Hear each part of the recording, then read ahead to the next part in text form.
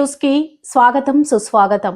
తెలంగాణ రాష్ట్ర క్రీడా ప్రాధికార సంస్థ సౌజన్యతో శ్రీ సాయి అలైక్య ఆర్ట్స్ శనివారం రాత్రి ఎల్బీ స్టేడియంలో రైతుకు వందనం రైతే రాజు పేరిట సాంస్కృతిక నృత్య ప్రదర్శనలు నిర్వహించారు. 5,000 మంది కళాకారులతో రైతుకు నీరాజనం కల్పిస్తూ ప్రదర్శించిన నృత్యం వరల్డ్ బుక్ ఆఫ్ రికార్డ్స్ స్థానం సంపాదించుకుంది.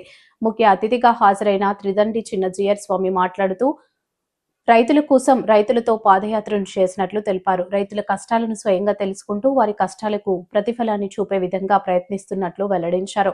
వ్యవసాయ భూమి సేద్యంలో తక్కువ నీరు వాడి ఎక్కువగా దిగుబడి వచ్చేలా ప్రణాళికలు రూపొందించినట్లు కార్యక్రమాన్ని ప్రారంభిస్తున్న చిన్నజీయర్ స్వామి నిస్వార్థంతో పనిచేసి నిత్య కృషివలుడుగా రైతు అని కొనియాడారు.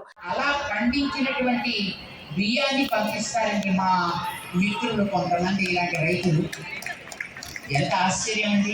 అది ఎక్కడో లోపల వంటశాలలో వండుతుంటే అసలు ఆ ప్రాంగణం అంతా భలే పరిమళం వస్తుంది. వండినటువంటి బియ్యపు పరిమళం మనం అద్భుతంగా గౌరవిస్తున్నామా. రైతు గాదే రాజశేఖర్ రెడ్డి గారి తరపు నుంచి శశిధర్ రెడ్డి గారు వచ్చారు. I request.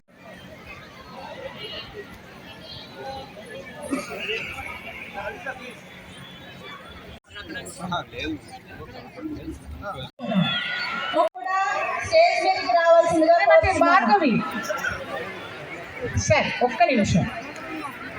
శ్రీమతి భార్గవి అందులో భాగంగా ఈరోజు సాయి అలైక్య అసోసియేట్తో కలిపి విజన్ విబికే సంస్థ 12th యానివర్సరీ సెలబ్రేషన్స్ భాగంగా ఈ కార్యక్రమం ఇంత భారీ ఎత్తులో నిర్వహించడం జరిగింది.